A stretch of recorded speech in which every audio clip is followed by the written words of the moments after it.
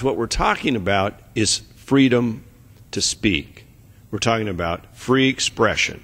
We're talking about a fundamental right under the Constitution of the ability of Americans to have their elected officials debate issues as we're doing tonight, or to have those in the Fourth Estate, the press, be able to inform the electorate, inform Americans about the issues of the day, and debate them vigorously. This is about a fundamental right in America, about free speech. Now, I want to share with you, because some people may be saying, wow, where's this coming from, this Fairness Doctrine thing?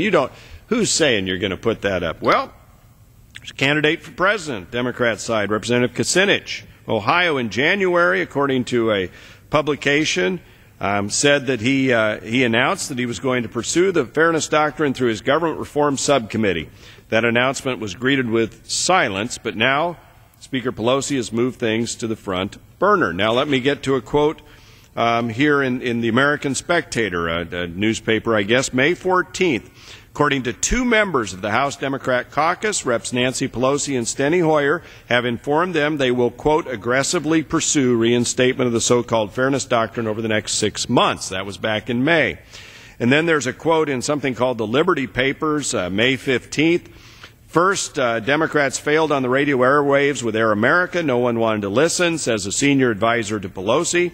Conservative radio is a huge threat and political advantage for Republicans, and we have to find a way to limit it. This is an advisor quoted in Liberty Papers about that. Our colleague from New York, Maurice Hinchey, NPR, National Public Radio, June 22nd. Representative Maurice Hinchey tells the Washington Times that the Democrat is planning to reintroduce a bill that calls for a return to the doctrine, saying the American people should have a wide array of news sources available to them. Well, this isn't about news sources. This is about political and free speech on the airwaves.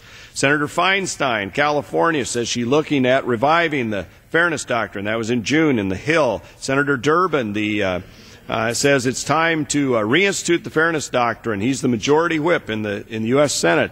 I have this old-fashioned attitude when Americans hear both sides of the story, they're in a better position to make a decision. Well, yeah, that's true.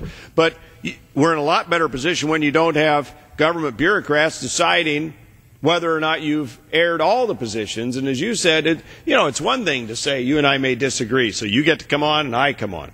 But what about our colleague from Texas, Dr. Burgess? He may have a little different opinion than you, and he still may disagree with me. And there may be 3 or 4 other members. As the broadcaster, you've got 30 minutes or an hour on your show. How many opposing viewpoints do you have to have on in order to satisfy the government regulators that you've had the right opposing viewpoint? We don't need government nannies, hall monitors, trying to figure out if we're having debate and discussion on the airwaves. Dr. Burgess? If the gentleman would yield. I'd be happy to yield to my... I certainly enjoyed listening to the discussion tonight. I just wanted to be sure I had my facts straight in regards to the discharge petition. Yes. How many signatures on the discharge petition now? Well, last time I checked, we were at about 140. We only need 218. It's only been out there for a few days.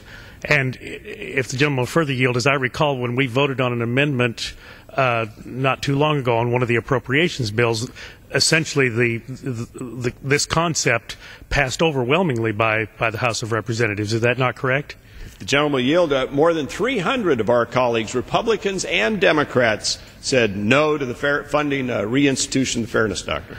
Well, if the gentleman will further yield, is there anything that has happened between the passage of that amendment and the initiation of the discharge petition that would cause people to change their minds? If it was worthwhile to vote for the amendment a few weeks ago, wouldn't it be similarly worthwhile to go ahead and sign that discharge petition so we can get on with working on this very important piece of legislation? The only thing that's happened in between is nothing's happened in between, including that provision is stuck in an appropriations bill that's never gone to the president.